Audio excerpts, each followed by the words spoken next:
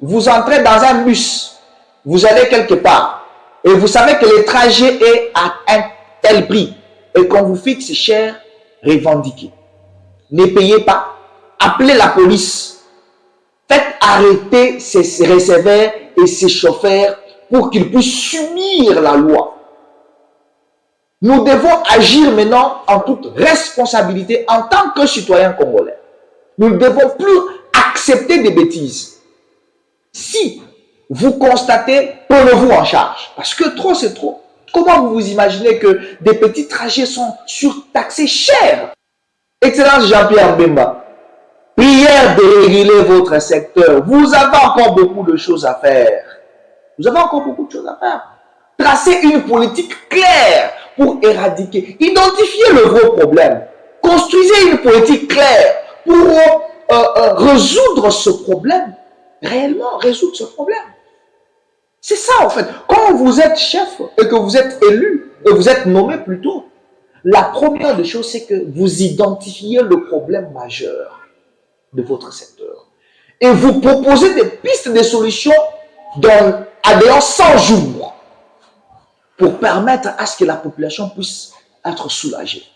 Et ces pistes de solutions doivent être conservées, de sorte que celui qui viendra après vous ne puisse plus revenir sur les mêmes problèmes, mais qu'il puisse avancer, que les pays avancent.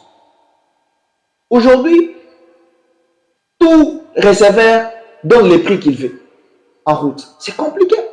Chose grave, avec Yango, nous, la génération rupture, nous allons saisir officiellement les autorités pour dénoncer des mauvaises pratiques au niveau de Yango. Yango, cette entreprise de transport. Est-ce que vous êtes au courant de ce qui se passe? J'ai été victime à 3 reprises.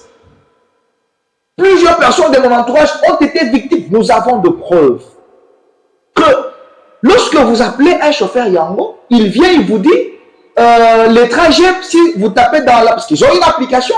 L'application doit montrer le prix du trajet. Le trajet donne 15 000.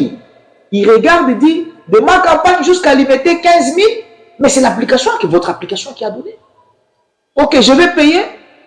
Le chauffeur dit, je ne te transporte pas, il faut que tu m'ajoutes 10 $. Soi-disant, le trajet est trop long, l'application a donné peu d'argent, lui ne saura pas faire cette course, vous devez ajouter de l'argent. C'est régulier, c'est vraiment régulier. Est-ce que Yango, vous êtes au courant de cela? Cela joue à votre désavantage parce que nous avons lancé une campagne de dénonciation de cette pratique de chauffeur de Yango. Vous devez tirer vos chauffeurs aux oreilles. Vous devez tirer vos chauffeurs aux oreilles. Ce n'est pas juste. Comment votre propre application donne un prix et le chauffeur refuse ce même prix donné par votre application. Mais il exige un montant supplémentaire. Et ce montant n'est ni connu de Yango, ni connu d'aucune personne. Mais c'est son argent qu'il met dans la poche. Au-delà de l'argent que Yango lui paye. C'est vraiment méchant. Donc l'ennemi du Congo, c'est les Congolais. C'est vraiment méchant. Changeons quand même notre mentalité. Changeons notre mentalité. Ce n'est pas vraiment sérieux. Je veux parler maintenant du discours du chef de l'État. Le discours de Yamoko Zamboka à Bruxelles, qui a frappé fort. En tout cas, moi, personnellement, je parlerai que il a frappé fort lors du forum global Gateway à Bruxelles.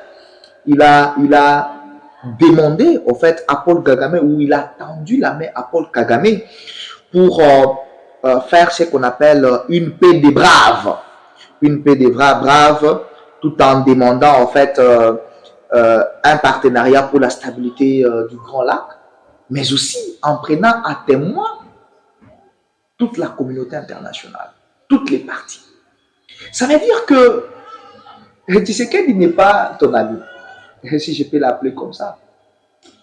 Tshisekedi n'est pas, ne réagit pas comme les opposants, d'autres opposants qui sont des sorciers. Moi, j'appelle l'opposition congolaise, à un certain moment, nous devons être réfléchis.